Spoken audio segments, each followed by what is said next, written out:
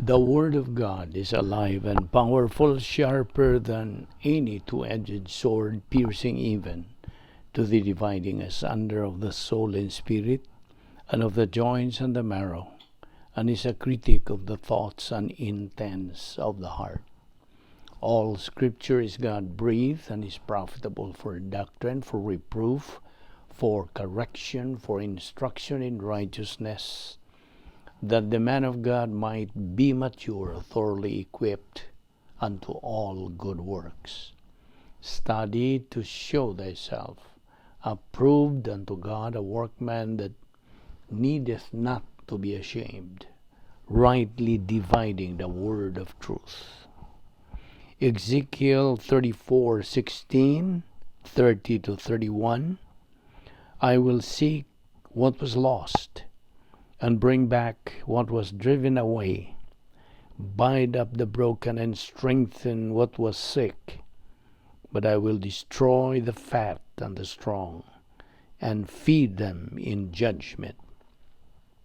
Thus they shall know that I, the Lord their God, am with them, and they, the house of Israel, are my people, says the Lord God.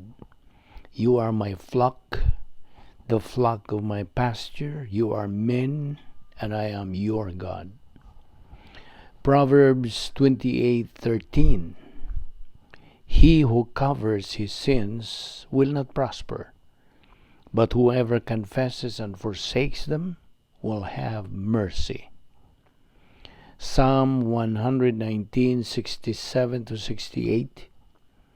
Before I was afflicted, I went astray, but now I keep your word. You are good and do good. Teach me your statutes. Proverbs 13:18.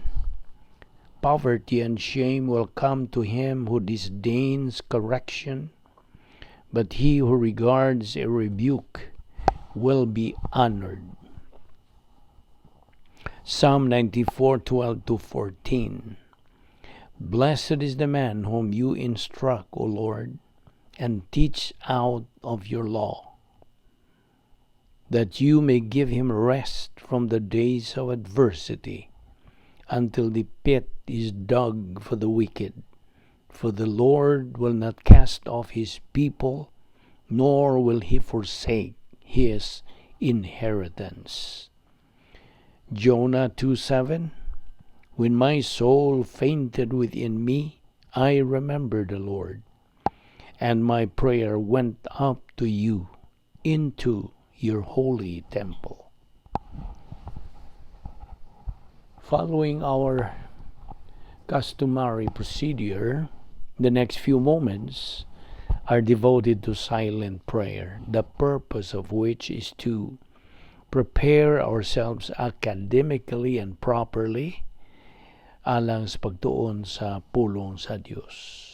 Unas tanan, kung ikaw magtutuo ni Ginoong Jesucristo, gikinahanglan gamiton nimong prinsipyo sa 1 Juan 1:9, gitawag sa in English og the rebound technique, otherwise called the divine eraser. The agenda for the rebound technique should be followed. Namely, hinganling imong mga sala. Isolate your sins. That's the second. Number 2, forget your sins. Number 4, keep moving. Get back to the operational divine atmosphere and continue producing divine good. So mao ni nga gikinahanglan nga atong subayon kini ug atong sundon. Apanalang kanimo higala nga dili pa Kristohanon, wala pa kay kaluwasan, giagda ka, gidapit ka sa Dios nga imong gamiton ka ng imong free will aron ikaw makahimos labing manungdanong desisyon. The decision to believe in Christ as your Lord and Savior. Mao lamang ka na ang bugtong pagi sa kaluwasan. Wala nay lain. Kay kini gimugna, gipahiluna, giandam kini sa Dios. Ang Dios unsay iyang buhaton ug mugnaon kana hingpit. It's perfect. Busa, tumuo ka kang Ginoong Hesus ug ikaw maluwas, magampo ta sa hilom.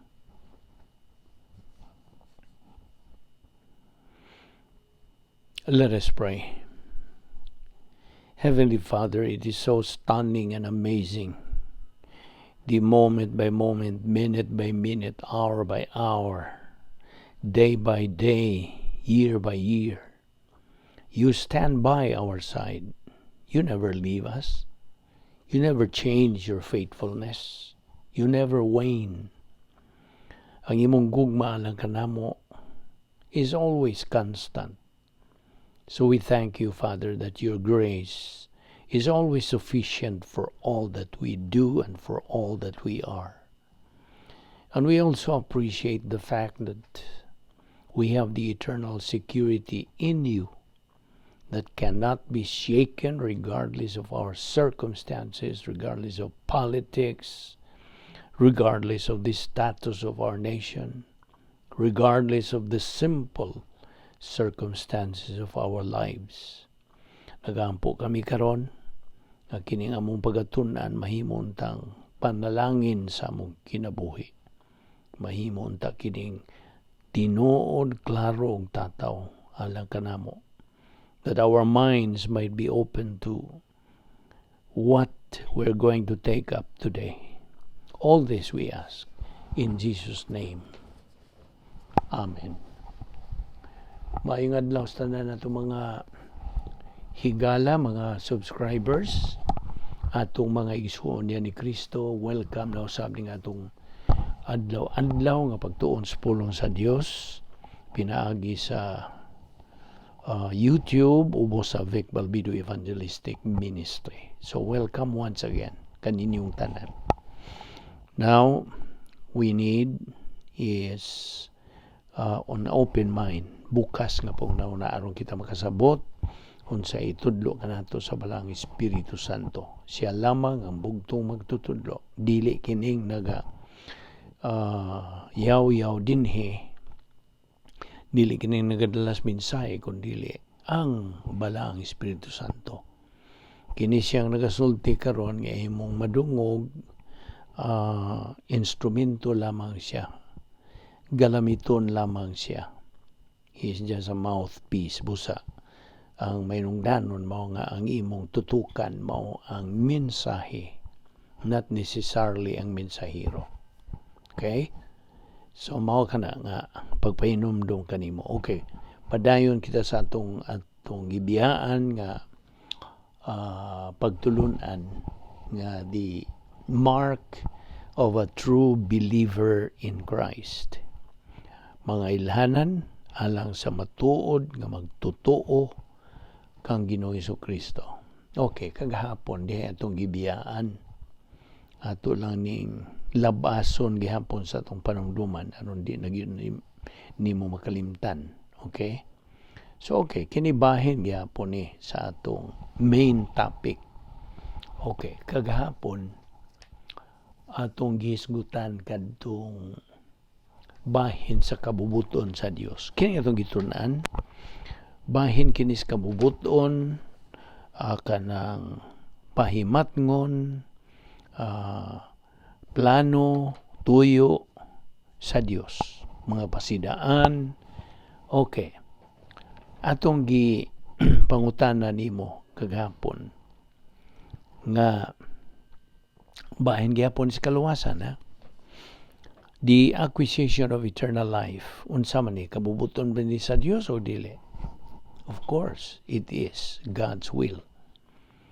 Kabubuton sa Dios nga ang tanan maluwas o matagan o kinabuhing wala na katapusan.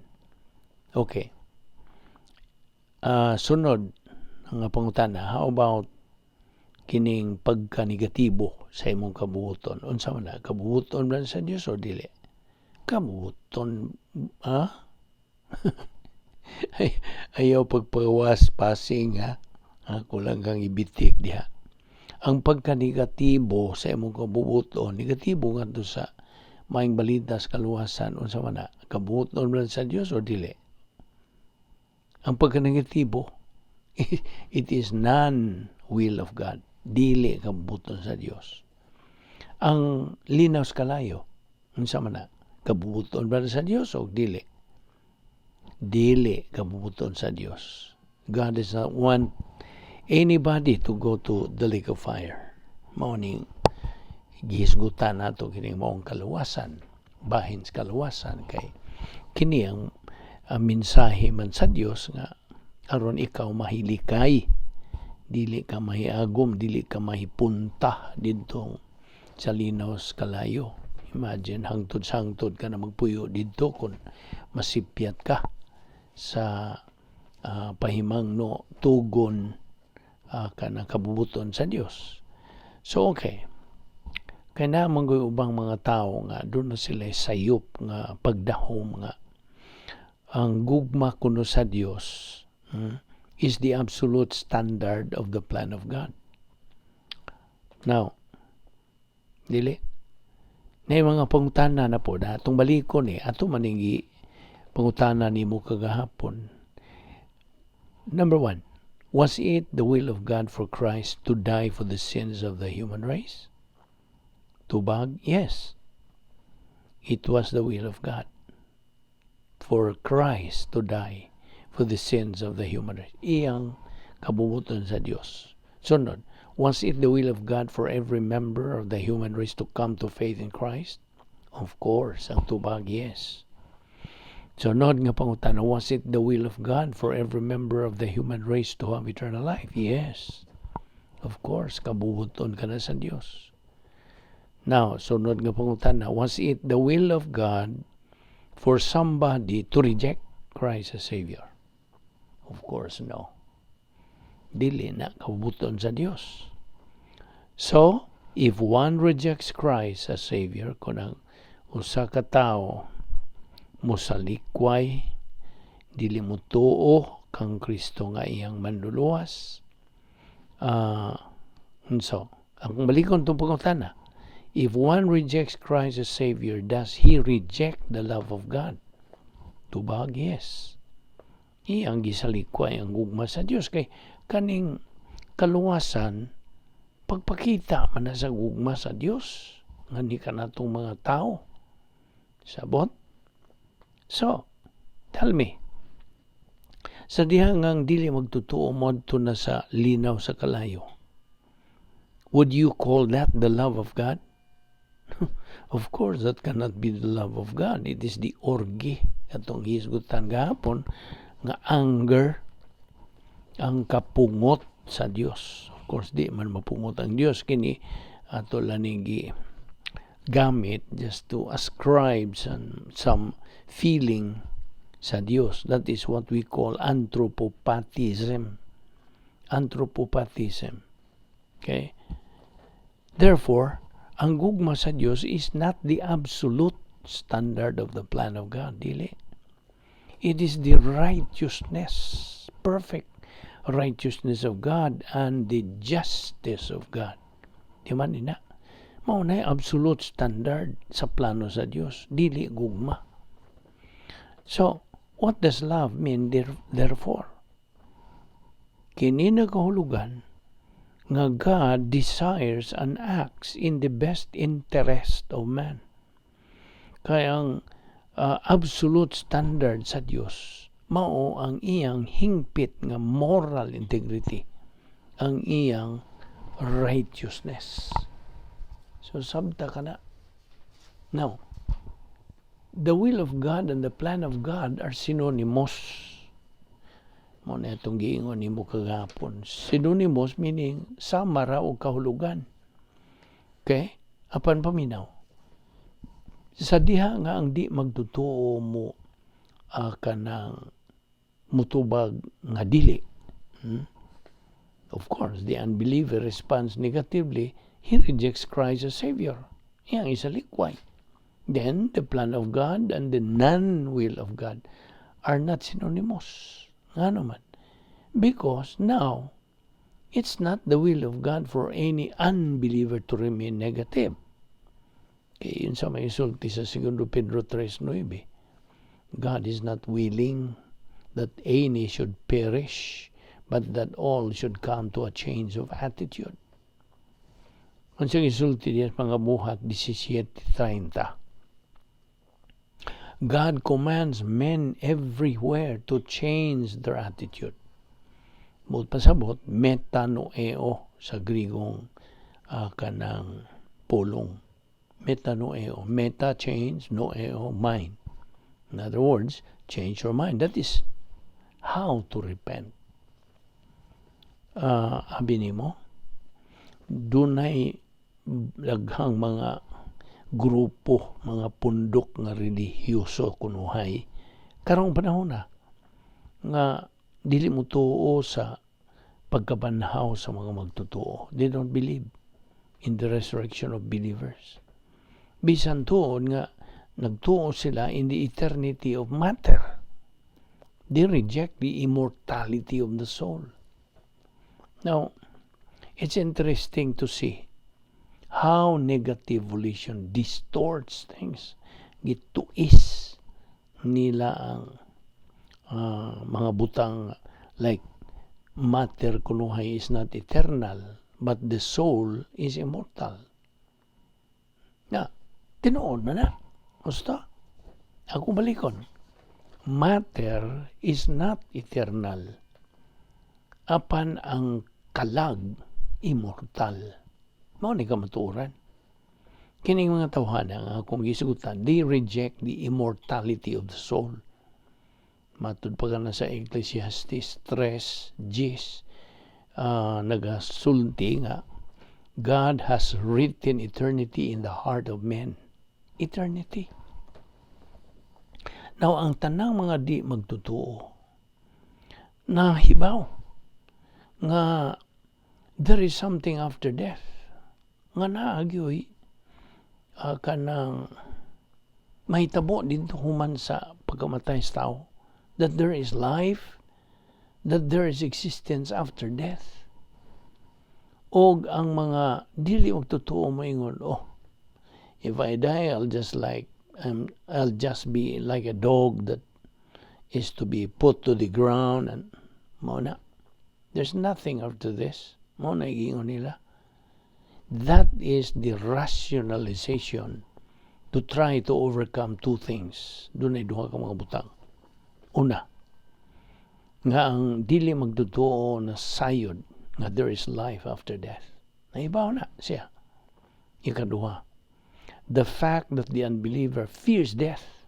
Hebrews 2:14 and 15. Yes, ang tanang mga di magtutuo mahadlok mamatay. They have that fear of death. Kaya nga no, they have that fear of the unknown. Sabot ka. Sila kahadlok, kaya wala sila alamag sa kamaturan, unsay tinuod. So again, rationalization tries to think his way around the inevitable that man has to face. So mana nga, these people, kini mga tawhana nga itong isugutan, they accept the eternity of matter tungod kay at least from a philosophical system. They are not like the astronomers today who have been into this kanilang gitawag nilang popular nga Big Bang Theory. In the prevailing theory on astronomy today, bahin kini sa sinugdanan sa universo. Kaning ilang gipang isugutan ini. They say that naay gas o kanang dust and heat o motion. And all of a sudden, this is what they call spontaneous. So, aron sa pagpatinaw ni muni ini, there are 3 reasons nga ilang gigunitan ang nag-una mo kini. Okay, so many of the planets kunuhay are so different, like the rings of Saturn that involves millions of stars in different formations around Saturn. Ngano man kuno nga maor man kini planeta nga sama niini. Why is it that this is the only planet like this? And why do the planets have different atmospheres? Nagkalilain sila gidakon o kanang porma o disenyo and all the details that go onto them. Muna una. Ikaduha, the second problem that they have is something that they never discussed, and that is diin kuno gikan kining gas, kining dust, kining heat, o kining motion. Diin gikan. They never explained this. They never tried to explain this. They just assume. They just assume this to exist. That's called believing in the eternity of matter. Mao na yung kaduha nga problema nga hilang giatubang. You see? Ang ikatulo, the third problem that we have never seen addressed, rarely is the second problem addressed. The third problem is, where did space come from? Diyan man gikan kunuhay kining space. Kining kawanangan ba? No, they just assume the eternity of space. They just assume it apan dili sila maka-explikar nini. What was here before space was created? Unsa man? Unsa may diha sawa pa unsa buhata kini kawanangan? Tubag? Wala. Nothing. It was not solid. It was not space. Nothing existed. Wala. Huminaw.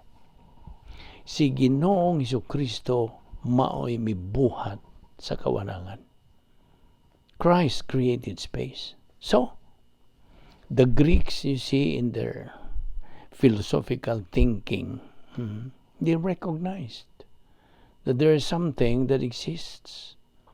Gitawag the causation of existence, logically speaking, can only be one of two sources.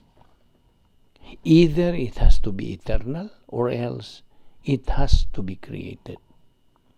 Kung kanang gibuhat manggaling kini, if it is created, then there is a time that it did not exist. Gusto? Kaya binimo, if matter is eternal, then it's always existed. But if matter is created, gibuhat, if the universe is created, then dihay panahon nga wa ni diha.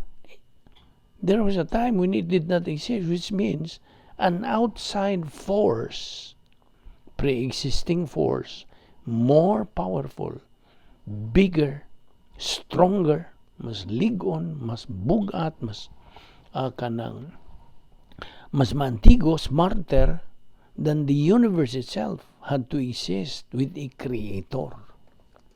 Sa laing pagkasulti, it is assumed it produces the necessity of a creator that we otherwise call God.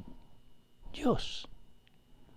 Apan, ilang isalikway ang implications of God consciousness, because if there is a God that exists, then, therefore, that is designed to motivate man to seek relationship with God.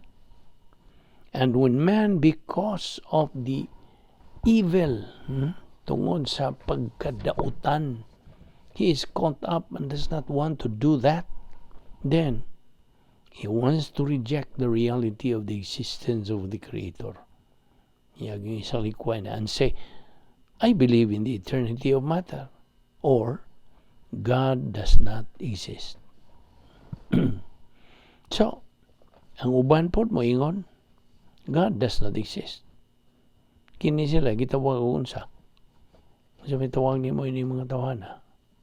mga atheists. They are liars. They know that God exists. Ang uban mo ingon, I don't know whether God exists or not. Kung sa may kitawag nila ini, mga agnostics. They are also liars. They all know. Naibaw na sila. Basahan ng mga libro sa Roma 1:18-20, Salmo 19:1-4. Now, kini mga tawana who don't believe that God exists are liars. Mga bakakon, ilang gihimong bakakon ang Dios. Now, they can accept to reject things, but they cannot change the reality of it. Dili nila mo usap. Sa pag-usap ni mo. Pananglitan. If some groups sa mga pundok sa mga katawhan moingon nga God does not exist and that matter is eternal. Now, do their thinking push God out of existence? Of course not. Dili. What na Psalm 141 say sa may gisulti? The fool says in his heart, there is no God. Pulong na sa Dios. Paminaw. There is a source na ay tinubdan. A cause behind everything. Sabtagina. Bueno, usually children, mga bata, hanggang may, used to ask this common basic question, where did God come from? Diyan man gudgikan ng Diyos. Ang tubag, unsa? He is by inherent nature eternal life. He did not come from anywhere. Wa siya magagikan sa unsa? From anywhere, no? He has always been around. He exists eternally. Nobody created God. He is uncreated. He is eternal God. Wa siya sinugdanan nor unsa kanang katapusan. He has no beginning and he has no ending. Kaya binimo, this is one of the inherent factors in the plan of God behind every effect. Okay? Now, there is always a cause. Nagyo kanunay hinungdan. There is a cause behind the effect of the existence of angels. Kinsa may nagbuhat nila? Ang Diyos. God is the creator. Now, luyo ni ining pagkadautan sa mga demonyo na ni sila. Katubang nangalaglag. Behind the evil of angels, there is the effect of the evil of angels. There is a cause, unsa man, their negative volition. Na Ezekiel 28, gihulagway diha, gipatinaw diha, yan ang maong libro. Behind the evil of man, that effect, there is a cause. Genesis 3. Throughout the totality of the plan of God, there is a principle nga gitawag og cause and effect. Now, the only completely consistent philosophical system to describe in its philosophical system, magitawag ni nato og biblical theology. Now, ang human philosophy, unsa man ni? Is an attempt to understand the world, the morals, the values, decisions, right and wrong, from a human perspective. And it is bankrupt. Human philosophy is an attempt to explain life. O ang mga Kristiyanhon o mga Romanhon nga mga philosophers ba, everything in the history of philosophy comes ultimately down gikan ni Plato o Aristotle. Now, si Plato was an abstract philosopher, o kinis Aristotle was a concrete philosopher. By that I mean na si Plato was abstract sa iyang characteristics of things, apan kinis Aristotle was very physical and descriptive in his approach to things. Ay ehemplo. If you have a horse, Plato would say that's not a horse. That's horse nest. He has horse-like characteristics. Apan si Aristotle miingon, you're nuts. There is a horse. Well, both are true. Silang duha sakto. Horse nest, you see. Horse nest, you would say. Dunay upat ka mga tiil. But what if it does not have 4 legs? It has many more. Pangutana. Pangutana na ni mo, ha? Is the lake of fire part of the plan of God? So, imong tubag. Bahin ba sa plano sa Diyos ang linaw sa kalayo? Tubag? Of course, it is. But, is the lake of fire part of the will of God? Tubag? Dili. Dili ni bahin sa kabubuton sa Diyos. Dili. The lake of fire is prepared for the devil and his angels. Dili ni para sa mga tao. Matthew 25:41. Giandam ni sa Diyos ngadto sa mga demonyo. Pinanguluhan ni Satanas, kanhi Lucifer. Dili para sa tao. Nakarangan mga mga tao. Na mao man ay palisin ni Satanas, evil. So kung ang tao mo nunot siya sa dautan nga palisin ni Satanas, then no na. Way mahimo. Adto rin siya doong sa mukuyog siya sa mga demonyo. Again, do you think that the lake of fire is part of the plan of God? Yes. What happens to somebody who rejects Christ as Savior? Where does he go when he dies? Asa man siya paingon? Lake of fire. Therefore, the lake of fire is part of the plan of God but not the will of God. Gusto? Nasabtag na nga ang linaw sa kalayo, destino sa mga demonyo, pinanguruhan ni Satanas. Ang linaw sa kalayo, bahin kini sa plano sa Diyos, apan dili kabubuton sa Diyos. So sabtag na. Mao na nga, may nungdanon yun pagayo, kini mga butang atong gisgutan, oy. Kaya nga naman, kaya daghan man kung mga baga yun nga mga hutong sa mga katawhan. Yan yung kalibutan na karon. Wala. Di ganun sila mutuo, gawas ka, di mutuo og Diyos, di mutuo sa Biblia, di mutuo sa kanang lagi, polo sa Diyos, di sila mutuo. Di ganun sila mutuo nga na ay pagkabanahot sa mga magtotoo, resurrection, di sila mutuo. Grabe. Sa mga naon, sa man nila pagkaluwas. Ang kaluwasan pinagi man lamang sa imong pagtuon sa pulong sa Diyos, anha man imo makatuni. Ang paagi unsaon nimo pagkaluwas. Of course, that is knowledge of the truth. Knowledge of the Word of God that says that you can only be saved by putting your faith on the Lord Jesus Christ. Sa manan nimo katuni.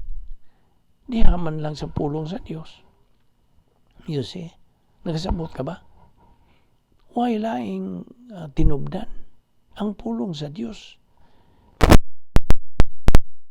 Kung naarap na ni mong mutuo ka pa mo na, naman kayo kabuton, you have your own volition. Hinatag na sa Diyos ni mo. ipagamit ka na sa Dios. Either for or against. Papilion lang ka.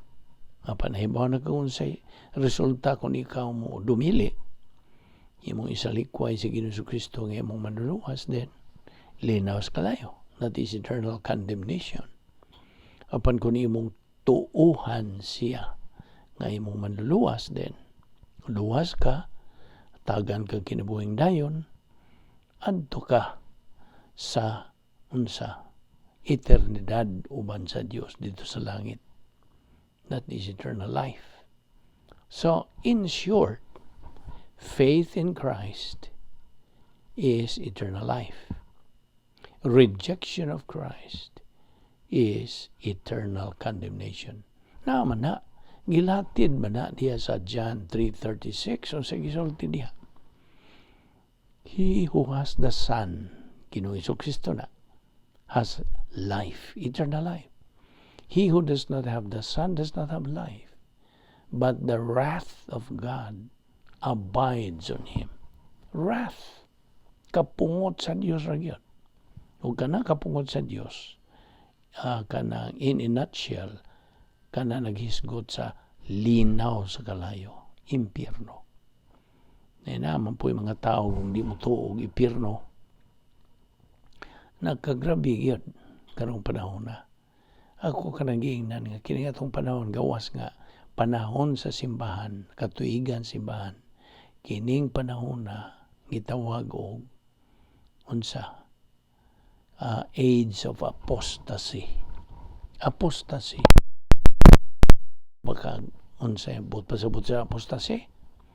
Away from. Stasia, stand. You're standing away from the truth. Mo na nay mga baruganan sa mga kadaghanang mga tao karong panahon na. Apostasy, apostate. Gani mga magtutuo na ay mga magtutuo karon nga wa man lagi sila pagtuon sa pulong sa Dios, wa man sila pagtuon sa kamatuoran. Kaya nga naman unsa mahinungdan gawas nga ang ilang pastor wa magtudlos kamatuoran. Bisan tudog naaunta siya ay gasa sa pagtudlo, the spiritual gift to teach para apan wa man niya gamita. Kasi kasagaran karong panahon na, of course dili tanan natong isgutan. There are a big number na wa nay gana sa pagtuon sa pulong sa Dios. Nangausab na ang ilang mga pasiuna. That's what I mean. Lain ang ilang mga pasiuna, ilang mga priorities. Kalibutan na lang yun. Na inay nga sila magtuon, magkugi sila og dupot sa pagtuon sa pulong sa Dios. Ana man niya makatuni. Unas tanan sa di magtutuo, ana niya makatuni unsaon niya pag-adto sa langit. Makalikay siya sa linaw sa kalayo. Anha niya mahipaw-ima katuni. You see? Gawas pa niya, human siya mo dawat ni Ginoong Kristo nga siya nahimo ng magtutuo nga iyang gidawat si Kristo nga iyang manluluwas din. Matagan siya kinabuhing dayon, unsa pa. Mahiusa siya kang Ginoong Kristo hangtod sa hangtod. Mataw siya pag-usab. Suluban siya hingpit nga pagkamatarong sa Dios. Unsa pa. Nahimo na siyang anak sa Dios. Unsa pa. Ang iyangan ilista na dito sa Lamb's Book of Eternal Life, never to be blotted out. Kana nagpaila na siya kalifikado na nga makig-uban sa Dios dito sa eternidad hangtod sa wala na katapusan. Mao ni mga panghitabo niya sa pagdawat niya sa usaryong desisyon. Pagtuo lamang kang Kristo lamang. Mao ni mga butanga may tabo sa iyang kinabuhi. Luwas siya. Inikamatay niya. Adto siya sa langit. Nadili kita ipasali na. Kinsa man nang magpasalig. Ang Diyos mismo. Dili ta makapasalig. What? Labot niya na. iyahan ni sa Dios nga tugon, iyahan ning kabubuton mo niya itong gitunan.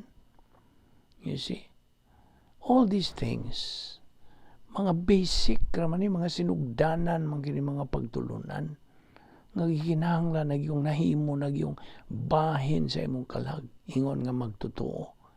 It has become second nature na sa imong kalag. Number one, yun ni, nga nahimo ng unsa, kabahin ang mga kinaiya sa Dios nga hingpit. Tanan, pila may kinaiya sa Dios nga tunang itunan, ang naguna, napulo. Na kining napulo ka mga kinaiya sa Dios ko na silsil na gyud nimo. It has sunk in sa imo inner sanctum diha sa imong kanang right lobe sa mentality diha sa imong kalag din. Kining pulong niya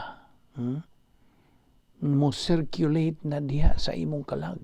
Mo tuyok-tuyok na maglibot-libot na diha sa imong panimuot, kay imo namang gamiton kana sa imong adlaw-adlaw nga sirkumstansya sa imong kinabuhi. Sabot? Nausa man ang paglibot-libot diha sa imong panimuot kung tapaw na ng imong pagtuon sa pulong sa Dios, sagana ra. Di man mahimo na. God is dead serious to His word lagi. Mo na nga we have to be dead serious also in studying His word. Naran ni mo mutuo ka ba niya na basta mao niyang iyang tugon. If you love me, keep my word. Naon sa man yung pag-keep His word kun wa man lagi kay gana. Sa gana-gana ra. Uban po murag tuntuon ra pod. Isi. Seryoso kini oy. Dili kini duwa ingon nga kining Kristiyanong pagkinabuhi mabulokon, kulba, hinam, thrilling, exciting, adventurous, sophisticated, unique, ang matang sa pagkinabuhi. So ay, anan mo sinatig sa kalami di ay ang kinabuhing Kristiyanon kun nasibo ka diya sa plano sa Dios. Mao ni atong padayon kayo adlaw-adlaw. This is what we call spiritual momentum. Pagbuylo sa atong Kristiyanong pagkinabuhi aron sa ingon niya na maka-abante kita, maka-move forward kita ngadto sa atong common goal, atong tumong ingon nga mga anak sa Dios nga mao ang espirituhanong paghamtong, spiritual maturity. Ato ni padayon ugma ayaw sipyat sa sumpay nining atong series nga pagtuon sa pulong sa Dios. Giagit ko kamo nga mga pag-upa, gidapit kamo subscribe to our ministry. Ibutang ang imong pagka-subscriber nga nagasunod ka na, buwahan atong mahibawan nga, of course, di man kinahanglan nga naanay nagatubo diha sa pulong sa Dios, nagasunod nini. Adlaw-adlaw man ning atong gibuhat. Di mahimo og sinimana o binuan. Adlaw-adlaw. Magampo ta. Balaan na mo nga Dios, nagpasalamat kami kanimo niining matamis nga higayon sa among pagpakig-ambitay kanimo ug sa imong mga pulong. Dada kami pagbalik ugma dinhi aron kami makawadayon sa among pagtuon sa imong balaang pulong. Salamat ni among Bible study pinagi sa YouTube ubos sa Balbido Evangelistic Ministry. Kining tanan among ipasalamatan sa ngalan ni Ginoong Hesukristo. Amen.